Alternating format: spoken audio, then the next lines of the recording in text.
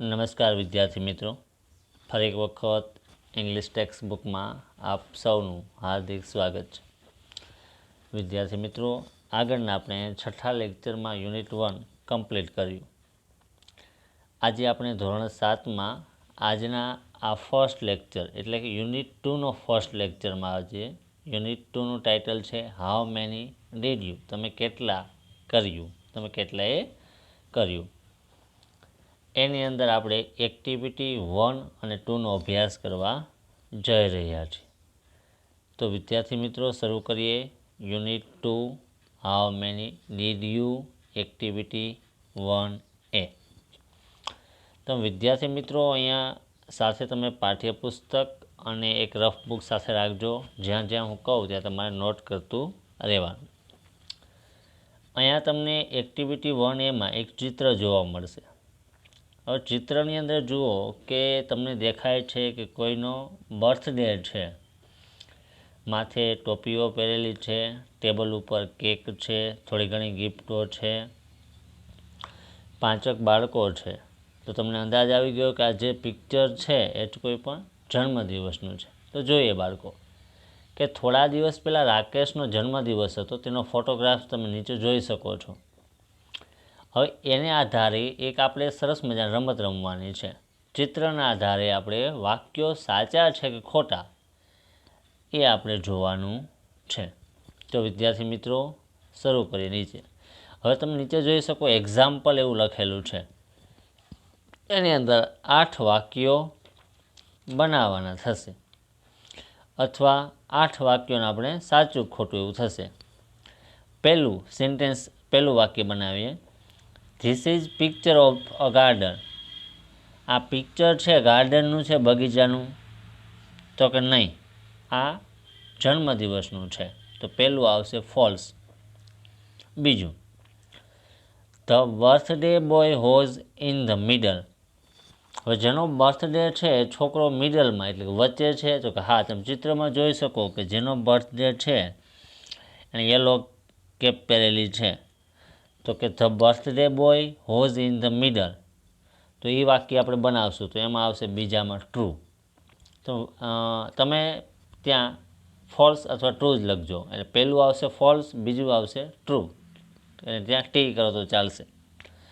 હવે ત્રીજું વાક્ય, the cake was not cut. Cake cut થયેલી નથી. હા, બરાબર છે, કેક હજી કાપેલી નથી. તો ત્યાં આવશે ટીની નિશાની, ટ્રુ. આગળ ચોથું, there were 4 friends at the party. જે બર્થડે પાર્ટી છે એમાં 4 એના મિત્રો આવેલા છે. તો હા, સાચું, 4 મિત્રો છે, 3 બોયઝ ને 1 ગર્લ્સ. તો ત્યાં આવશે ટ્રુ. હવે પાંચમું વાક્ય જોઈએ. All war the paper caps.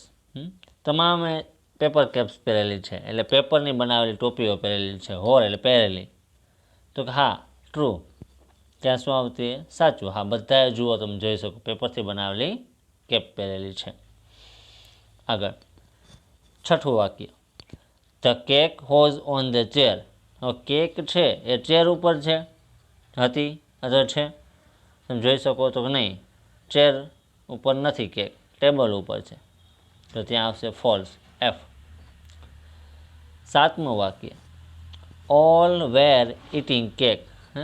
બધાએ કેક ખાધી. ના, હજી કેક કટ થઈ પણ નથી. તો ત્યાં આવશે ફોલ્સ. આઠમું વાક્ય જોઈએ. The birthday boys father was present in the party. જેનો બર્થડે છે ને પિતા ત્યાં હાજર છે બર્થડે પાર્ટીમાં. જુઓ, the birthday boys father was present in the party. જેનો બર્થડે છે, જેનો બર્થડે હતો એ છોકરાના પિતા એ બર્થડે પાર્ટીમાં હાજર હતા. ના, નથી. તો તે આવશે ફોલ્સ. પહેલું આવશે ફોલ્સ, બીજું ટ્રુ, ત્રીજું ટ્રુ, ચોથું ટ્રુ, પાંચમું પણ ટ્રુ, છઠ્ઠું ફોલ્સ, સાતમું ફોલ્સ, આઠમું ફોલ્સ. તો આપણે એક ચિત્ર ઉપરથી થોડા દિવસ પહેલાં એટલે ભૂતકાળ થઈ ગયું, ફ્યુ ડેઝ અગો. હવે એક્ટિવિટી 2 તરફ આપણે જઈ રહ્યા છીએ. એક્ટિવિટી 2માં એક ચિત્ર છે, ચિત્ર જોઈને તમને ખબર હશે સુભાષચંદ્ર બોઝનું છે. જોઈએ. A boy was sitting at this table near the window. Window એ તમે વર્ડ્સ મિનિંગમાં લખી શકો. વિન્ડો એટલે બારી. A boy was sitting at his table near the window. એક છોકરો બારી પાસે ટેબલે બેઠો હતો. બારીની બાજુમાં જે ટેબલ હતું ત્યાં બેઠો હતો. He was doing his homework. તે તેનું ગૃહ કાર્ય કરી રહ્યો હતો અથવા તેનું હોમવર્ક કરી રહ્યો હતો. He was doing his homework. આગળ. His mother asked. His mother asked. તેની મમ્મીએ પૂછ્યું. Did you take your breakfast. શું તે નાસ્તો કર્યો? બ્રેકફાસ્ટ એટલે સવારનો નાસ્તો. વર્ડ્સ મિનિંગમાં આવશે બ્રેકફાસ્ટ એટલે નાસ્તો. Did you take your breakfast. શું તે નાસ્તો કર્યો? The boy said. છોકરાએ કહ્યું અથવા છોકરો બોલ્યો. નો, ના. Mother call. કોલ છે ભૂતકાળનું રૂપ છે. કોલ ઈડી લાગે એટલે, પણ એનું મૂળ ક્રિયાપદનું રૂપ ટુ કોલ એટલે કે બોલાવવું. તો અહીંયા કોલ છે. તેની ના મમ્મીએ તેને બોલાવ્યો. એન અને સર્વડ. And સર્વડ his breakfast. ના મમ્મીએ તેને બોલાવ્યો અને તેનો નાસ્તો આપ્યો અથવા નાસ્તો પીરસ્યો. હવે સર્વડ છે એ ભૂતકાળનું રૂપ છે ઈડી, પણ મૂળ ક્રિયાપદનું રૂપ થશે ટુ સર્વ એટલે પીરસવું અથવા આપવું. વર્ડ્સ મિનિંગમાં તમે ટુ સર્વ એટલે પીરસવું એવું લખી શકો. આગળ. He was about to start his breakfast. He was તે નાસ્તો શરૂ કરવાની તૈયારીમાં હતો. He was about to start એટલે શરૂ કરવાની તૈયારી. શું થશે? વર્ડ્સ મિનિંગમાં લખો અબાઉટ ટુ સ્ટાર્ટ એટલે શરૂ કરવાની તૈયારી. ધેન ત્યારે. અ બેગર. બેગર એટલે વર્ડ્સ મિનિંગમાં લખો બાળકો બેગર એટલે ભિખારી. ધેન અ બેગર કેમ. અહીંયા કમ નહીં બોલાય, કેમ કહેવાશે, કારણ કે ભૂતકાળમાં COME તો કમ અને CAME તો came. Then a beggar came to the door. Door આવે એટલે દરવાજે.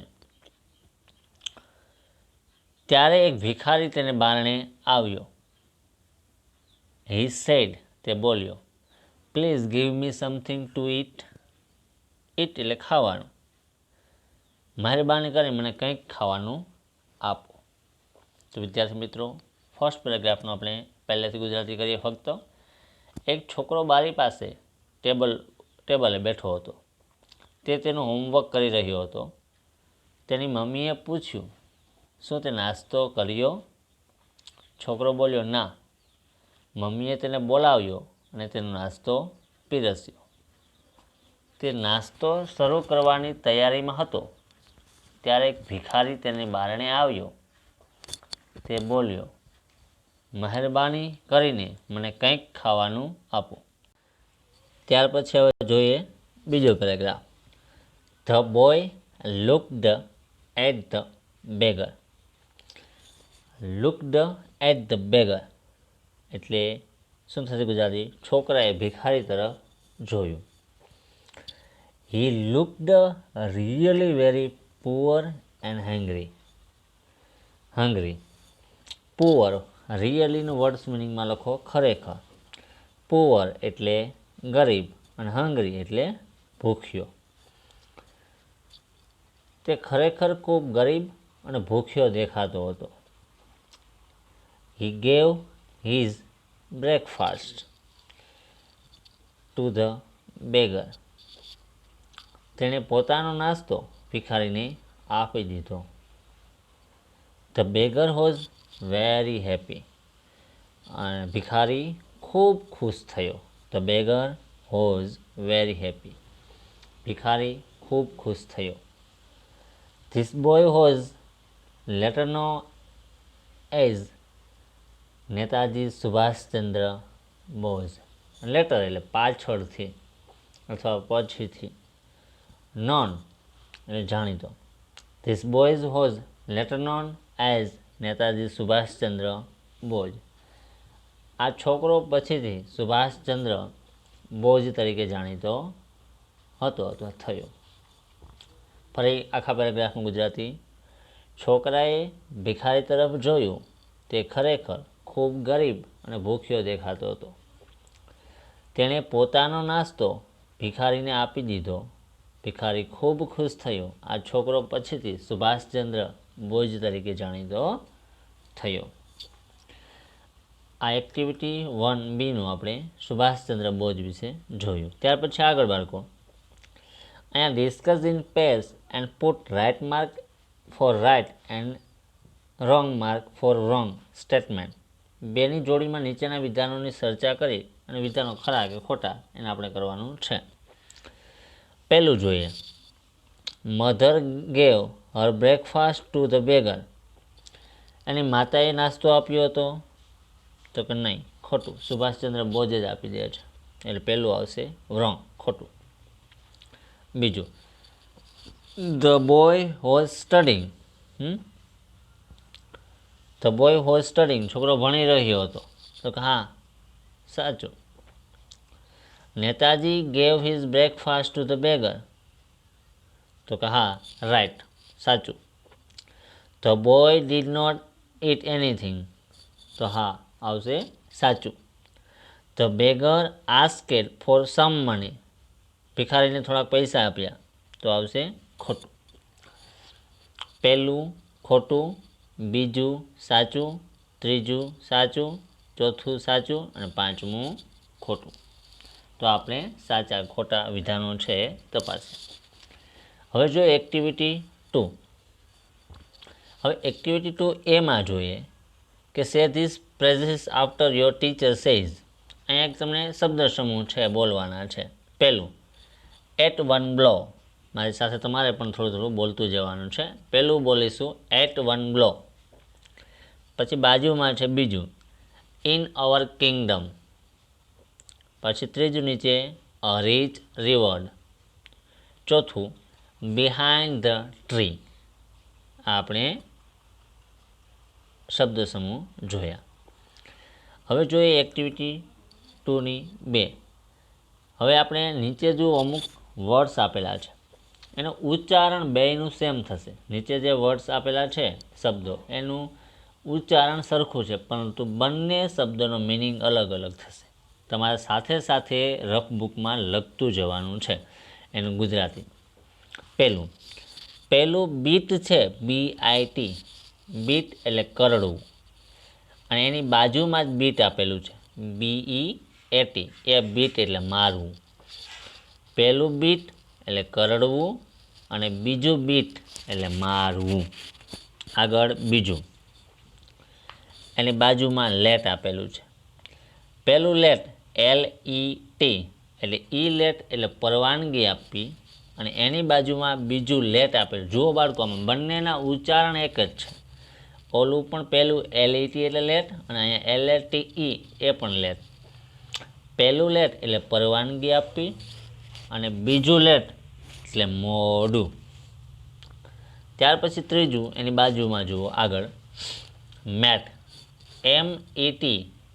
મેટ એટલે મળ્યું. એની બાજુમાં પણ MET. એ મેટ એટલે ચટાઈ. આગળ જોઈએ ચોથું. ત્યાર પછી ચોથું, સીટ. SIT. એ સીટ એટલે બેસવું અને બાજુમાં જે સીટ SEAT. એ સીટ એટલે બેસવાની જગ્યા. પહેલું સીટ એટલે બેસવું અને બીજું સીટ એટલે બેસવાની જગ્યા. પાંચમું જોઈએ ગેટ.